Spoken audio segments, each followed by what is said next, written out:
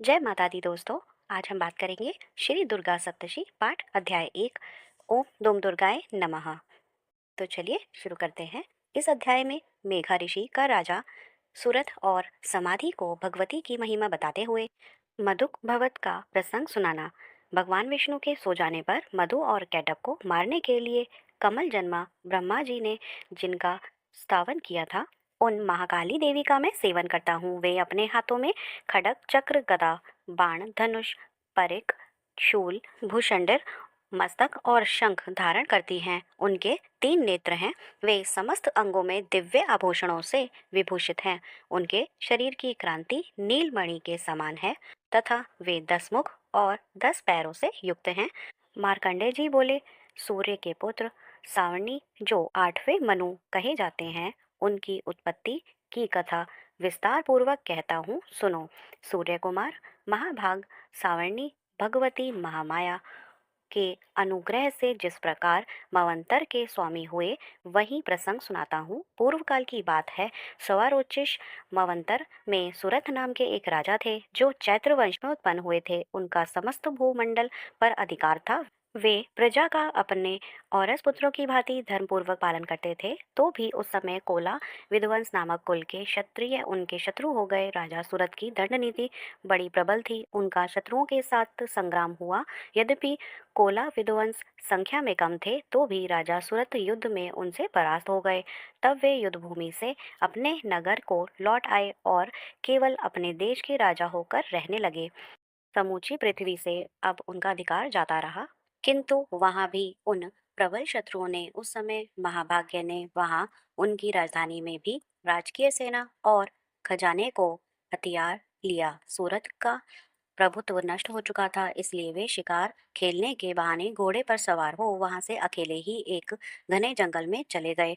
वहां उन्होंने विप्र मेघा मुनि का आश्रम देखा, जहां कितने ही हिंसक जीव अपनी स्वाभाविक हिंसा वृत्ति छोड़कर परम शांत भाव से रहते थे। मुनि के बहुत से शिष्य उन वन को शोभा बढ़ा रहे थे। वहां जाने पर मुनि ने उनका सत्कार किया और वे उन मुनि श्रेष्ठ के आश्रम पर इधर उधर विचरते हुए कुछ काल तक रहे। फिर ममता से आकृष्ट चित्त होकर वहां इस प्रकार चिंता करने लगे, पूर्व काल में मेरे पूर्वजों ने जिनका पालन किया था, वही नगर आज मुझसे रहित है। पता नहीं मेरे दुराचारी भृत्यगण उनकी धर्म पूर्वक रक्षा करते हैं या नहीं। जो सदा मत की वर्षा करने वाला और शूरवीर था, वह मेरा प्रधान हाथी अब शत्रुओं के अधीन होकर न जाने किन भागों को भोगता होगा। जो लोग मेरी कृपा धन और भोजन पाने से सदा मेरे पीछे पीछे चलते थे, वे निश्चय ही अब दूसरे राजाओं का अनुसरण करते होंगे। उन अपव्यय लोगों के द्वारा सदा खर्च होते रहने के कारण अत्यंत कष्ट से जमा किया हुआ मेरा वह खजाना खाली हो जाएगा। यह तथा और भी कई बातें राजा सूरत निरंतर सोचते रहते थे। एक दिन उन्होंने वहां विप्र मेघा के आश्रम के निकट एक वैश्य को देखा और उससे पूछा कि भाई, तुम कौन हो और यहाँ तुम्हारे आने का क्या कारण है? तुम क्यों शोकग्रस्त और अनमने से दिखाई देते हो? राजा सूरत से प्रेम पूर्वक कहा हुआ वचन सुनकर वैश्य ने विनती भाव से उन्हें प्रणाम करके कहा। वैश्य बोला, हे राजन, मैं धनियों के कुल में उत्पन्न एक वैश्य हूँ। मेरा नाम समाधि है। मेरे दुष्ट स्त्री और पुत्रों ने धन के लोभ से मुझे घर से बाहर निकाल दिया है। मैं इस समय धन, स्त्री और पुत्रों से वंचित हूँ। मेरे विश्वसनीय बंधुओं ने मेरा ही धन लेकर मुझे घर से दूर कर दिया है। इसलिए दुखी होकर मैं वन में चला आया हूँ। यहाँ रहकर मैं इस बात को नहीं जानता कि मेरे पुत्रों की, स्त्री की और सब जनों की कुशल है या नहीं। इस समय घर में वे कुशलता से रहते हैं अथवा उन्हें कोई कष्ट है। वे मेरे पुत्र कैसे हैं? क्या वे सदाचारी हैं या दुराचारी हो गए हैं? राजा ने पूछा, जिन लोभी स्त्री पुत्र आदि ने धन के कारण तुम्हें घर से निकाल दिया, उनके प्रति तुम्हारे चित्त में इतना स्नेह बंधन क्यों है? वैश्य बोला, आप मेरे विषय में जैसी बात कहते हैं वह सब ठीक है, किंतु क्या करूं, मेरा मन निष्ठुर नहीं है। उन्होंने धन के लोभ में पढ़कर पिता के प्रति स्नेह, पति के प्रति प्रेम तथा आत्मीय के प्रति अनुराग को तिलांजलि दे दी, मुझे घर से बाहर निकाल दिया है। उन्हीं के प्रति मेरे हृदय में इतना स्नेह है। महामते, गुणन बंधुओं के प्रति भी जो मेरा चित्त इस प्रकार प्रेम मगन हो रहा है, यह क्या है? इस बात को मैं जानकर भी नहीं जान पा रहा हूँ। उनके लिए मैं लंबी सांसें ले लेता हूँ और मेरे हृदय अत्यंत दुखद हो रहा है। उन लोगों में प्रेम का स्वार्था अभाव है, तो भी उनके प्रति जो मेरा मन निष्ठुर नहीं हो पाता, इसके लिए क्या करूं? मार्कंडे जी कहते हैं, भ्रमण तद राजाओं के श्रेष्ठ सुरथ और वह समाधि नामक वैश्य दोनों साथ साथ मेघा मुनि की सेवा में उपस्थित हुए और उनके साथ था योग्य न्याय कुल वीनपूर्ण बर्ताव करके बैठे। तत्पश्चात वैश्य और राजा ने कुछ वार्तालाप आरंभ किया। राजा ने कहा कि भगवत, मैं आपसे एक बात पूछना चाहता हूँ, उसे बताएं। मेरा चित्त अपने अधीन ना होने के कारण वह बात मेरे मन को दुख देती है। जो राज्य मेरे हाथ से चला गया है, उसमें और उनके संपूर्ण अंगों में मेरी ममता बनी हुई है। मुनि श्रेष्ठ, यह जानते हुए भी कि वह मेरा नहीं है, अज्ञानी की भांति मुझे उसके लिए दुख होता है, यह क्या है? इधर यह भी घर से अपमानित होकर आया है। इसके पुत्र स्त्री और भृत्य ने इसे छोड़ दिया है। स्वजनों ने भी इनका परित्याग कर दिया है, तो भी यह उनके प्रति अत्यंत हार्दिक स्नेह रखता है। इस प्रकार यह तथा मैं दोनों ही बहुत दुखी हैं। जिसमें प्रत्यक्ष दोष देखा गया है, उस विषय के लिए भी हमारे मन में ममता जनित आकर्षण पैदा होता है। महाभाग्य दोनों समझदार हैं, तो भी हमें जो मोह पैदा हुआ है, यह क्या है? विवेक शून्य पुरुष की भांति मुझ में और इसमें भी यह मूर्ता प्रत्यक्ष दिखाई देती है। ऋषि बोले, महाभाग्य मार्ग का ज्ञान सब जीवों को है, इसी प्रकार विषय भी सबके लिए अलग अलग है। कुछ प्राणी दिन में नहीं देखते और कुछ दूसरे रात में नहीं देखते, तथा कुछ जीव ऐसे हैं जो दिन और रात में बराबर ही देखते हैं। यह ठीक है कि मनुष्य समझदार है, किंतु केवल वे ही ऐसे नहीं होते।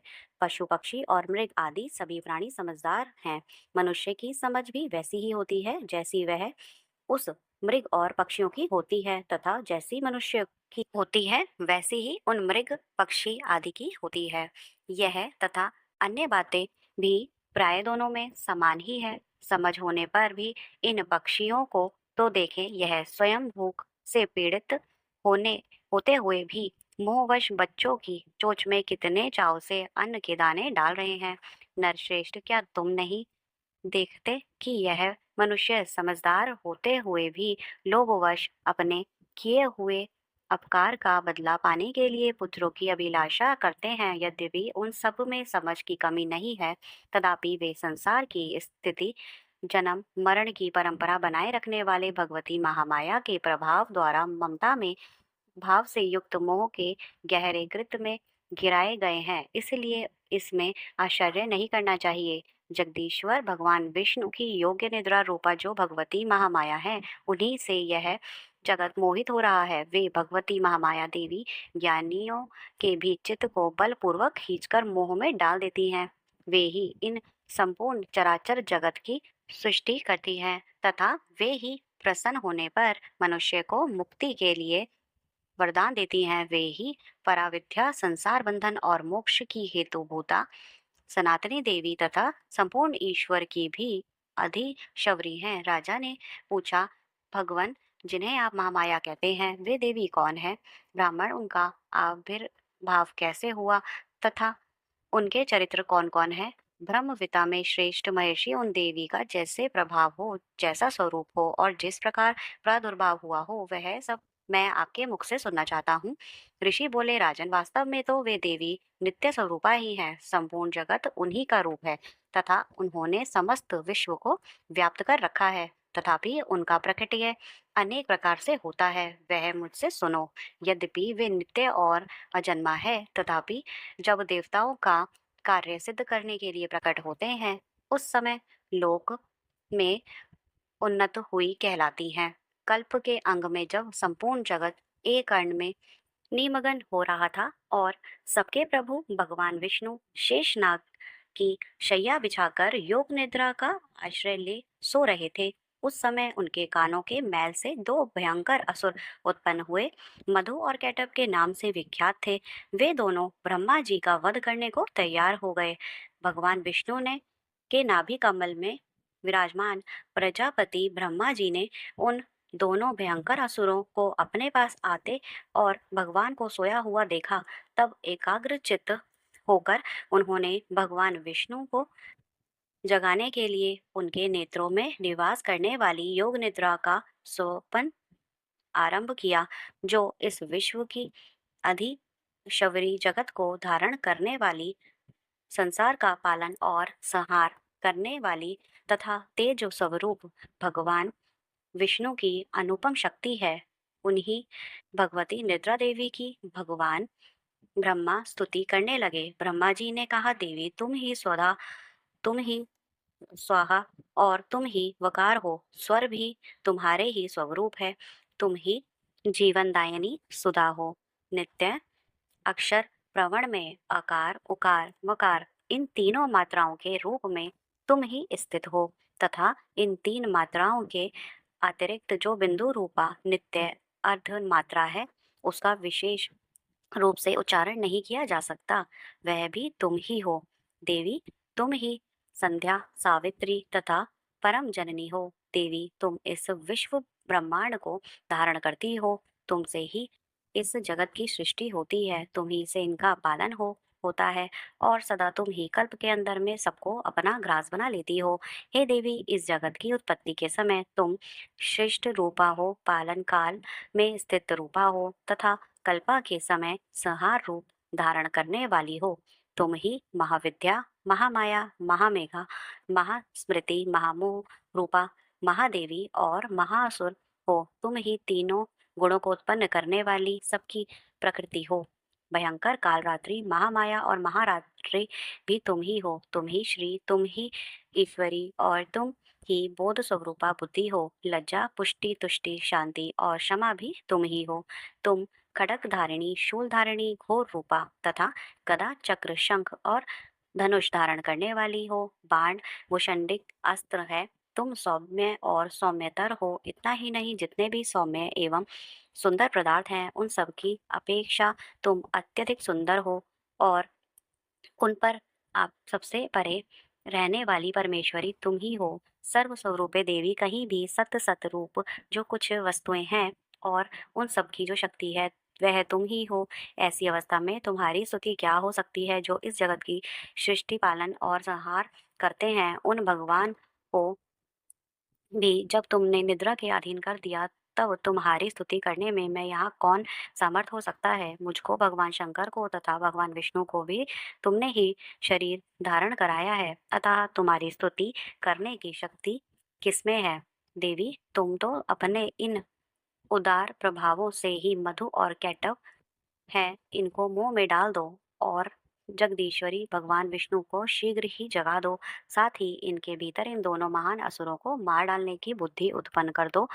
ऋषि कहते हैं, राजन, जब ब्रह्मा जी ने वहां मधु और कैटभ को मारने के उद्देश्य से भगवान विष्णु को जगाने के लिए तमोगुण की अधिष्ठी देवी योग निद्रा की इस प्रकार स्तुति की, तब वे भगवान के नेत्र, मुख, नासिका, बाहु, हृदय और वृक्ष स्थल से निकलकर अव्यक्त जन्मा ब्रह्मा जी की दृष्टि के समक्ष खड़ी हो गई। योग निद्रा से मुक्त होने पर जगत के स्वामी भगवान जगन्नाथन उस एक कण के जल में शेषनाग की शैया से जाग उठे। फिर उन्होंने उन दोनों असुरों को देखा।